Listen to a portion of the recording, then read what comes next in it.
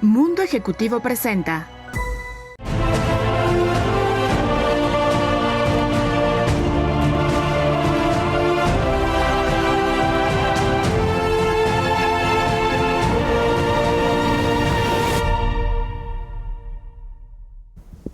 Muy buenas tardes, mi nombre es Rafael Coppola, conductor del programa Secretos Millonarios. Hoy tenemos un gran invitado, Arturo López Gavito. ¿Cómo estás? Bien, Rafa, muy feliz de estar contigo. Gracias por invitarme y quiero aprender secretos millonarios contigo. No, al contrario, gracias a ti. La verdad es que siempre invitamos a gente como tú, talentosa, que le gusta seguir moviéndose, creciendo como empresario, como lo que tú estás haciendo. Fíjate que el programa se llama así, Secretos Millonarios, porque ¿sabes qué? Mira, hoy la gente te ubica, eres una persona pública, eres empresario, haces muchas cosas, pero a veces la gente dice, ¿y qué será? ¿Que así siempre fue o cómo arrancaste? Porque por eso mucha gente no quiere emprender o no quiere hacer algo diferente. Digo, no es que a fuerzas lo tengamos que hacer, pero cuando escuchamos tu historia, yo creo que seguramente nos anima a todos a seguir creciendo en lo que estemos haciendo. Mi querido, ¿cómo empezaste tú? Mira, mi historia es una historia que creo que es como la de mucha gente en México, en general en el mundo, porque yo empecé a trabajar a los 16 años y empecé como mensajero en una empresa, ¿no? Y empecé trabajando en los veranos en secundaria, ¿no? El salir a la calle y el poder entregar paquetes y correspondencia, ir al banco, cheques, todo eso que se hace, la labor de un mensajero es muy complicada. Me dio la oportunidad de conocer la Ciudad de México. Entonces subirme al metro, de ir en pecero, de viajar en transporte público. Y a partir de ahí me empecé a enamorar mucho de lo que era la urbanidad de México. Me empecé a clavar mucho en la historia y empecé a leer. Tuve la oportunidad de empezar a trabajar en una estación de radio después del Mundial de México 86, empecé en 1987, en una estación de radio que en México causó mucho impacto que se llamaba WFM. En esa época Alejandro González Iñárritu era el director de la estación, otro gran ser humano que se llama Martín Hernández, Charo Fernández, claro. Marta de Baile entró como directora de Relaciones Públicas en su momento. Y todos nosotros fuimos una serie de jóvenes, ¿no? Que teníamos una norma que era no poder conocer el no ante los proyectos que hacíamos. Como la estación en ese momento pertenecía a Televisa Radio, a Radiopolis, pero nosotros estábamos de manera independiente trabajando fuera de lo que eran las oficinas de ayuntamiento en el centro. Y esa independencia, que era una especie de independencia empresarial de una gran corporación, fue lo que empezó a sembrar en mí el gen del empezar a trabajar yendo por mis objetivos, yendo por lo que yo quería lograr. Es decir, históricamente yo me puedo considerar una persona disruptiva en todos los sentidos porque aprendí de esta manera, es decir, aprendí a trabajar fuera de un sistema establecido. Ingenuamente creí que ese mismo conocimiento se podía llevar a las diferentes posiciones que he tenido a lo largo de mi vida, ¿no? Es decir, te estoy hablando de haber dirigido 2 compañías de discos, ¿no? Una de estas compañías fue emprender de cero. Emprendí con dinero, evidentemente, de un capital norteamericano, ¿no? En abrir una compañía de discos en México en el año de 1987. Una compañía una compañía independiente que se convirtió en Universal Music, que dependía del talento local para poder crecer. Desde tener una casa, formar un equipo de ventas, formar un equipo de mercadotecnia, formar un equipo administrativo, hasta salir a hacer lo más difícil que era poder firmar bandas, ¿no? Donde tuve la enorme oportunidad de que confiaron en mí Molotov y Moenia. Y en ese momento, el trabajar en el disco de Molotov, que cumple ya, imagínate, 25 años de haber salido, fue también hacer una tarea de marketing disruptivo, bastante diferente y también bastante complejo. Entonces, sí, hacer un análisis de mi trayectoria de 35 años en diferentes lugares del mundo del entretenimiento es algo que va a venir en un libro que voy a sacar el año entrante, pero si quieres te platico de eso después. Claro, y qué interesante, o sea, cómo si realmente existen esas historias, ¿no? Que dices, oye, yo empecé así para que la gente, porque a veces, como te decía al principio, la gente no se anima, no, es que yo creo que necesito mucha lana, necesito tener padres muy ricos, y la gente no se da esa oportunidad y pues tú no estás diciendo realmente cómo empezaste, ¿no? Y se ve que eres muy disciplinado, que lo que dices vas y lo haces y hoy, pues bueno, todo el mundo te ve en las redes porque pues como ahí en TV Azteca, como parte del programa de canto, ¿no? De la academia. En la academia y aparte productor Sí. y aparte tienes otro negocio, me decías, para las marcas personales. Sí, fíjate que después de que estuve en un periodo de casi 15 años trabajando para Disney. En Disney empecé como director de mercadotecnia de ciertos de los negocios de Disney en México y al cabo del tiempo acabé como CMO de la empresa, es decir, manejando el 100% de los negocios de Disney en México, que tenía que ver con cosas que aprendí mucho, que era regresar al negocio de la música, ¿no? Abrimos la cadena de Radio Disney en México, 12 estaciones de radio en combinación con Grupo Asir. Y eso lo hicimos, por ejemplo, porque Disney estratégicamente lo que quería era que la marca se viera como algo no solamente más alcanzable, sino como algo menos infantil y más juvenil. Ese fue un proyecto muy interesante. Luego también abrimos la posibilidad de conocer la marca de Marvel en México, cuando lanzamos todas las películas del universo cinematográfico, que estaban sustentados realmente en la venta de productos de consumo, porque lo que tienen las grandes empresas transnacionales de entretenimiento es que van creando franquicias de sus contenidos audiovisuales. Es decir, tú lo que tienes es un gran contenido, como puede ser Star Wars, como puede ser Marvel o Disney, pero donde realmente capitalizas es en el materializar tus productos de consumo a través de la licencia para terceros. Es un negocio interesante, pues un negocio también complejo, ¿no? Entonces, bueno, concluye mi labor dentro de Disney antes de la pandemia y yo lo que hago es que decido empezar de cero una nueva empresa, algo que no existía, que hoy existe, que es una empresa 100% digital, que empieza nativa digitalmente, si lo quieres llamar, en donde empezamos a trabajar contenidos audiovisuales de música, en donde tenemos una estación de radio digital por streaming a través de iHeartRadio, tenemos un canal de YouTube, tenemos una página web también y tenemos presencia en una estación que se llama 106.5 Mix y en Mix a nivel nacional también con programas de radio. ¿Qué es lo que pasa aquí, Rafa? Que históricamente a mí me gusta regresar al origen, ¿no? Es decir, si bien hoy en día la tecnología es una gran ayuda para nosotros y es una herramienta tremenda, siempre hay que entender que cuando generas mercadotecnia y cuando tú estás haciendo alguna estrategia de posicionamiento, el lado humano es fundamental.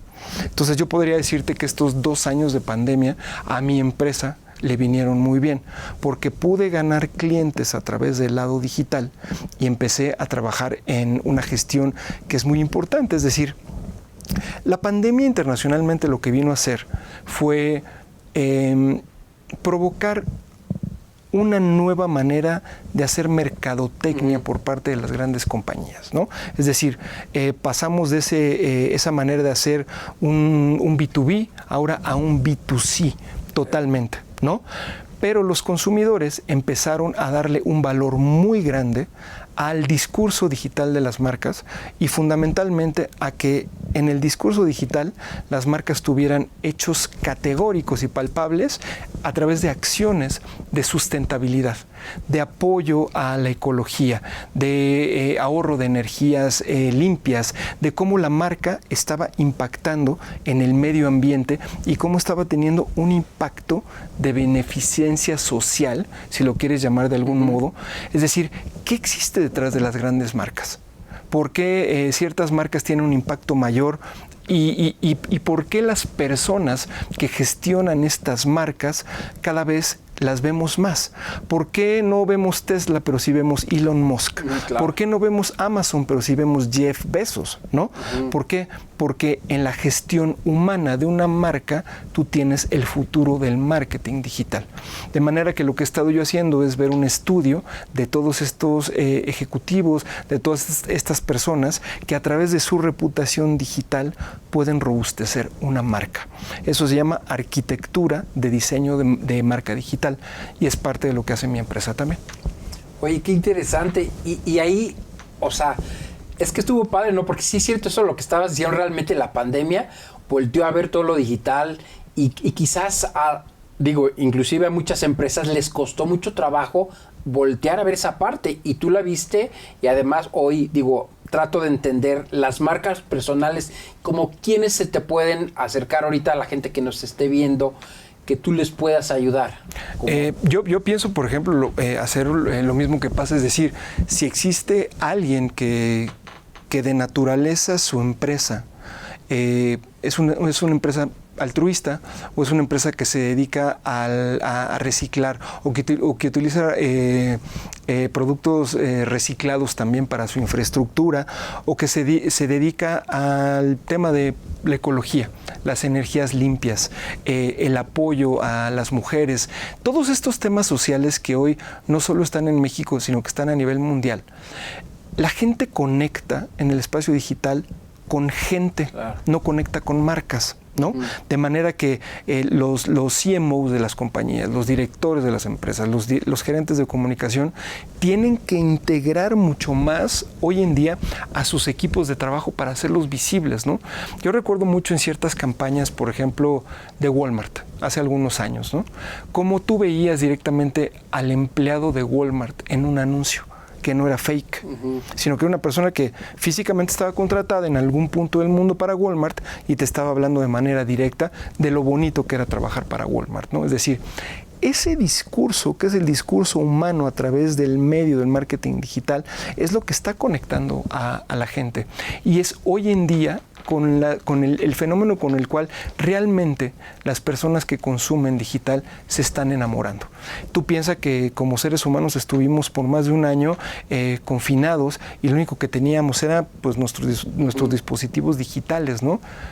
Ahí las marcas que no estuvieron a la altura en ese momento y que no se apresuraron a la transformación digital están viviendo un rezago de una década mínimo. Claro. Y fíjate que lo que acabas de decir, he visto muchos comerciales de compañías de entrega a domicilio que son así tal cual, un video muy casero, pero es la persona original y me llama la atención cómo se repite y repite, o sea, lo que estás diciendo, justo eso, ¿verdad? Exactamente. Es decir, cambiamos de un tipo de marketing aspiracional, ¿no? a un tipo de marketing terrenal, un tipo de marketing mucho más humano, en donde los valores de la gente durante la pandemia fueron observados por los consumidores a nivel mundial. Es decir, en la pandemia aprendimos a que el mundo del marketing se revolucionó dramáticamente, sobre todo en las grandes economías, donde las transacciones digitales y donde el inicio también del uso de las criptomonedas empezó a crecer de alguna manera, ¿no? México no se vio favorecido con eso por los problemas de bancarización tan grande que tenemos en el país, el temor de la gente y de los consumidores de utilizar las tarjetas de crédito, pero en muchos sentidos no tuvimos otra opción más que recibir estos servicios a domicilio por parte de las aplicaciones. Es decir, las empresas no se dan cuenta de que la crisis sanitaria del mundo les puso a los consumidores en charola de plata y que lo único que había que hacer era capitalizar ahí. Claro. Y muchas de esas empresas de entrega de bienes y entrega a domicilio, pues simplemente se fueron rezagando y fueron incumpliendo la propuesta de valor que tenían para los consumidores, ¿no? Que ese es el problema, es decir, el yin es este, pero el yang es el otro, es decir, tienes con el consumidor en el mundo digital una sola oportunidad y si no cumples tu promesa de marca, entonces, ¡pum!, al que sigue, porque la lealtad del cliente en ese ámbito es inexistente. Claro, y aparte ya un mercado ahorita en redes sociales muy competitivo, ¿no? Y si no lo haces bien como lo están haciendo ustedes, ahí se están quedando. Oye, vamos a ir un corte ahorita en este programa, pero al regreso me llama mucho la atención, me gusta el poder, lo que haces de la parte como productor musical y aparte tienes tu otra compañía. O sea, que nos platiques ahora de tu historia, ahora sí de la parte artística. ¿Cómo no? Entonces regresamos en un corte aquí en Secretos Millonarios.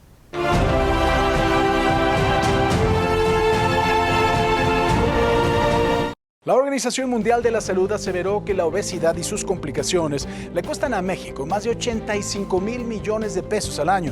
El INEGI confirma que la prevalencia de esta enfermedad ataca 66% de hombres y 71% de mujeres en edad adulta en nuestro país. Te presentamos Silapsti, la solución en gotas y auxiliar en tratamientos para el control y baja de peso. Cada frasco de Silapsti contiene la cantidad perfecta de Fucus, Frángula, Hinojo, abedul. Silapz Tea le ayudará a disminuir la ansiedad.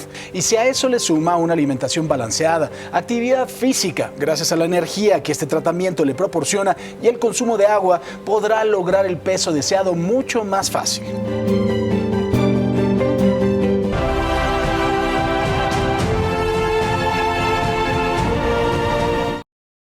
Regresamos al programa con Arturo López Gavito. Oye, Gavito, nos estabas platicando de tu negocio que tienes de las marcas personales, de la parte digital, pero nos gustaría ahora que, más te ubicamos sobre todo en la parte artística. ¿Tú cómo empezaste en la parte artística? ¿Como productor o...? Pues mira, fíjate que todo tiene que ver con eso que te platiqué al inicio del programa, en nuestra conversación. Es decir, yo estaba enamorado de la radio y sigo siendo un enamorado de la radio. Cuando más analizo, más estoy convencido que la radio es una gran sobreviviente de los medios digitales. Que puedes escuchar la radio en tu auto, lo puedes escuchar en tu casa también, o lo puedes oír a través de aplicaciones. Pero lo que tiene la radio es la particularidad de que es un medio que te acompaña, ¿no? Claro. Y que es alguien que te está hablando y además te está poniendo la música que te gusta.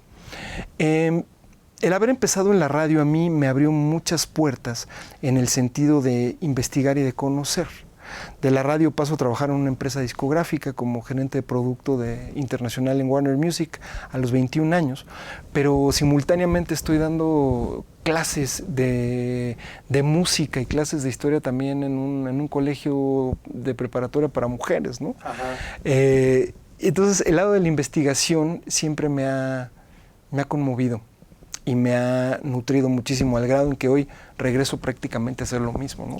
Con los programas que tengo.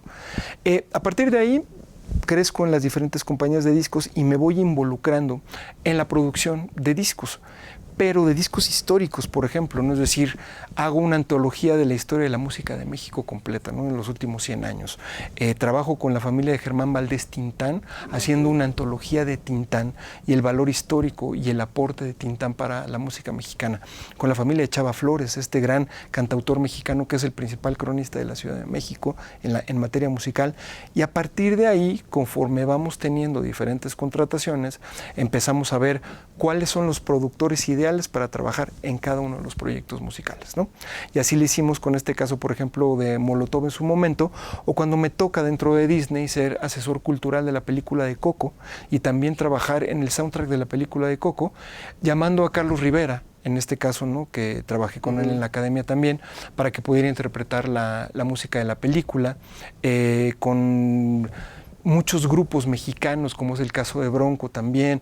Por ahí quedó guardada una canción de Alejandro Fernández, ¿no? Entonces, todo esto siempre ha estado cerca de mí, el poder trabajar de la música, pero más allá del aspecto del glamour, que creo que es lo que toda la gente ve, está el aspecto de la logística, del trabajo, de la minimización del ego, que es muy importante cuando tú estás formando parte de una gran corporación, y de servir, que es a mí algo que siempre me ha gustado, el servir a los intereses de algo, de un proyecto mayor, ¿no? Es decir, esta película de Coco, que fue tan grande en México, Pixar, que son los grandes estudios de animación del mundo, se tardaron 6 años en hacer la película. Desde que vinieron por primera vez hasta que la película se estrenó. Y a nosotros nos tocó estar como parte del proceso íntegro de la creación de la película, asesorando también junto con un equipo de personas para que la película realmente fuera algo sincero y objetivo y palpable hacia las tradiciones mexicanas. Y eso creo que también se logró. Y Coco se convirtió en la película más exitosa en la historia de Disney en ese momento. Bárbaro. Se vendieron 23 millones de boletos, que hoy en día ya Coco debe estar por ahí de la 5ª, 6ª, tal vez, o 7ª en un momento dado. Pero en ese momento los que hicieron la diferencia, y esto es una anécdota muy bonita, es que los abuelitos fueron al cine. Los abuelitos no habían regresado al cine desde hace 20, 30 años. Entonces los nietos, los papás, quisieron llevar a los abuelos al cine para ver la película por 3ª o 4ª vez con ellos. Y a mí me tocó estar en alguna función muy hermosa con unos abuelitos que los llevaron directamente desde una casa de asistencia. Y al ver, nunca habían visto los abuelos imágenes en animación 3D en la pantalla. Y creían que eran niños disfrazados. Entonces, momentos hermosísimos, claro, que me ha tocado vivir, como este tipo de experiencia que te platico, que han sido diversos y han sido muchos, ¿no? Entonces, estar cerca de la música se convierte en un factor de inspiración. El reto siempre ha sido cómo conviertes a la música en un negocio rentable. Claro. Muy, muy interesante. Sí, fíjate que a mí me tocó ver esa premier, vi tanta gente, o sea, vienen muchas tradiciones mexicanas que las supieron como que rescatar, llevarla a la pantalla verde con una tecnología, y la verdad está muy padre, la historia me encantó.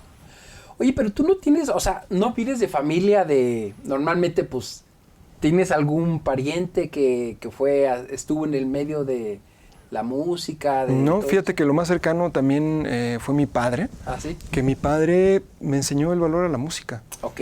Simplemente. Él tiene una historia, tuvo una historia muy interesante porque falleció hace mucho tiempo. Es decir, fue de los primeros migrantes para trabajar en Estados Unidos en los años 20 también. Y a él lo regresaron a México porque lo estaban convocando a pelear en la Segunda Guerra Mundial. Y normalmente las primeras personas que mandan al frente son a los latinos y a los afrodescendientes en Estados Unidos. Entonces mi padre llegó a México sin hablar en español, aprendió el español aquí, pero él tenía un amor desmedido por la música, particularmente por el jazz de los años 40, las grandes orquestas, las grandes bandas en ese momento, y él me inculcó el placer por la música, pero no solo eso, me ayudó a entender el valor de la humildad, que me parece que la humildad es el tesoro más grande de cualquier ser humano y es a donde todos nosotros tendríamos algún día que aspirar al ser humildes. Y mi padre y yo escuchábamos la radio, y escuchábamos una estación de radio que se llama Jazz FM hace muchos años. Claro. Y me compartía de sus conocimientos de la música y a partir de ahí me empecé a enamorar. Y a él le debo esta profesión que ha sido tan buena conmigo en todos los sentidos, porque la primera vez que me invitaron a participar en la academia, ya hace 20 años, ¿no? Que se convirtió como mi sello profesional. Eso te quería preguntar de la academia. Azteca lanzó la academia, un programa que a mí no me gustaba. Me parecía malo, me parecía mal elaborado, poco con unos muy malos participantes, corriente en muchos sentidos, ¿no? Y las personas que me invitaban, yo le decían, bueno, pues voy a ir, pero si voy a ir, voy a decir realmente lo que pienso, ¿no? Claro. Entonces, tú decides. No, pues ven. Y fui, ¿no? Me senté y me acuerdo mucho que uno de los participantes, que se llamaba Alex, ¿no? Cantó la canción de Timbiriche, Soy un desastre. Y cuando me toca a mí hacer la crítica, le digo, evidentemente le hiciste honor a tu canción y eres un desastre. Y eso no existía en la televisión. Ajá. Sí, porque, o sea, la gente no dice, como tú dices, lo que estás pensando, ¿no? No lo dice nunca, Rafa. Muy disruptivo. El problema es que, la neta, como sí, decimos, ¿no? Sí, que al final del día ya acabó convirtiéndose mi papel dentro del panel en una figura de respeto y en una figura de que, gracias a Dios, es decir, esa es la manera en la que yo estoy trabajando. Mucha gente me pregunta si yo estoy actuando o si me tiran algún tipo de instrucciones a través de un chícharo o algo así, y eso nunca ha pasado.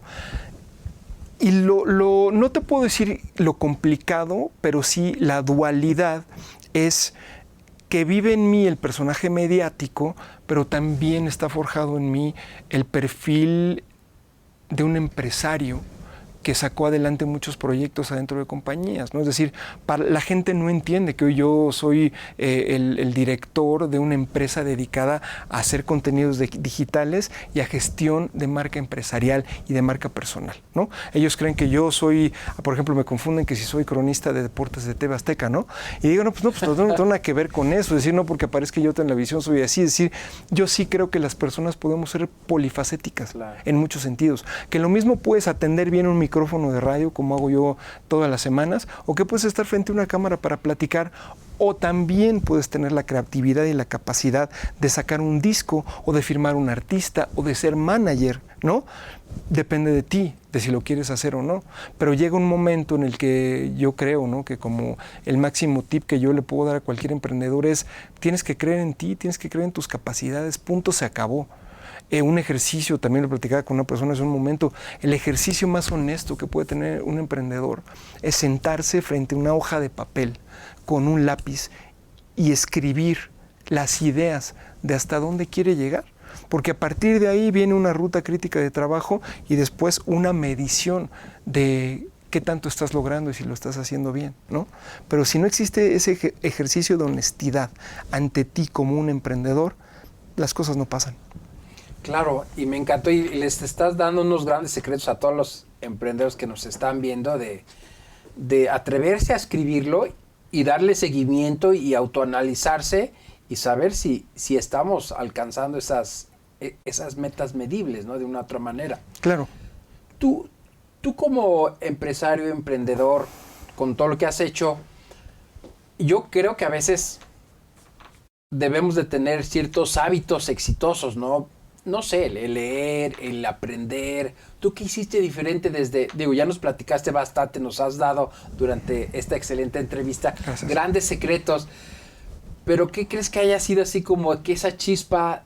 Cada uno tenemos algo diferente, no somos igual, o sea, tenemos diferentes virtudes. ¿Cuál ha sido como eso que pudieras decir? ¿Sabes qué, Rafa? Es que yo creo que, como Arturo, creo que soy de esta manera, que al final sería un consejo para los emprendedores. Lo primero es ser una persona disciplinada. Así es. Si tú no eres disciplinado en tu vida, con esto te digo, con tus hábitos, no vas a ser un buen empresario. Porque es una especie como de transferencia de ADN, de lo que eres tú a lo que es tu empresa, ¿no? Claro. Muchos empresarios independientes se olvidan de la importancia y del valor del sitio de trabajo. Es decir, nuestra empresa es el reflejo de nosotros y nosotros como directivos de una empresa somos contexto. Es decir, las personas que acepten trabajar con nosotros, que formen parte de nuestro equipo de trabajo, se van a formar a imagen y semejanza de nosotros. Nuestro sistema operativo va a ser así, nuestro sistema de gestión va a ser así. Si nosotros somos éticos, las personas que trabajan con nosotros van a ser éticos. Si nosotros mentimos, nuestras personas vamos a tener ejecutivos mentirosos. Si nosotros somos morosos y no pagamos, esa reputación que vayamos generando de nuestra empresa le va a acabar pegando a todas las personas que trabajen para nosotros y para nuestra marca. Y al final del día, si nosotros no respetamos nuestro lugar de trabajo con un código y no cumplimos al 100% lo que estamos ofreciendo, como estamos formados, difícilmente vamos a lograr tener un negocio próspero. De manera que es ser personas disciplinadas, tener siempre objetivos, revisar tus objetivos todos los días y ponerte metas, que eso es lo más importante, metas que sean alcanzables, metas cortas que en un lapso de tiempo grande te generen un éxito mayúscula cuando las sumas todas. Claro, y es un gran secreto que nos das, porque realmente yo he platicado, hemos entrevistado a algunas personas y en su pasado, cuando la gente no lograba nada, pues porque no tenían claridad en sus proyectos. Entonces, pues otro gran secreto a los empresarios o los futuros empresarios, pues de tener esas metas y a largo y mediano a corto y mediano y largo plazo, que Correcto. Es muy importante. Claro. Porque si no, pues creo que por eso la gente no llega a nada, ¿no crees? La gente siempre pasa la vida más de lo mismo y no logra sus sueños. Correcto, así es. Entonces, de verdad, a nombre de Mundo Ejecutivo, estamos casi a terminar la entrevista. Me gustaría que nos pudieras dar tus redes sociales para que la gente que seguramente quiere acercarse un poquito de ti y además aprovechar de todas las cosas que tú haces, y también nos estás diciendo que pronto vas a lanzar un libro. Sí, vamos a lanzar un libro con Penguin Random House que se llama El coleccionista de experiencias. Este libro es una combinación de mi experiencia personal y profesional con toda esta serie de tips del manejo del mundo de la gestión empresarial que estoy haciendo yo. Entonces, al final del día se convierte como no un documento para que la gente me conozca más a mí, sino que entiendan qué cosas he hecho yo que me han llevado a ser una persona exitosa en el mundo empresarial y en mis proyectos en general. Hay una página de internet que es gavito.mx, en donde ustedes pueden ver mi perfil empresarial, y luego tenemos las redes de AL Gavito en todas las diferentes plataformas, donde también pueden darse cuenta de lo que hacemos y nos pueden contactar, y las redes de Explora, que es Explora con X, explora.mx, donde tenemos todos los servicios de la plataforma digital de música que hacemos. Pues muchas gracias de verdad por estar aquí, por darnos estos grandes secretos, grandes enseñanzas, grandes ejemplos de responsabilidad, de hacer las cosas bien, y por eso es lo que tú eres y lo que has llegado a hacer por todas estas grandes vivencias en tu vida. Muchas gracias a nombre de Secretos Millonarios Mundo Ejecutivo. Agradezco que hayas estado en el programa. Gracias, Rafa. Un placer, una distinción estar en este foro tan especial. Gracias. Nos vemos en el siguiente episodio en Secretos Millonarios. Mi nombre es Rafael Coppola.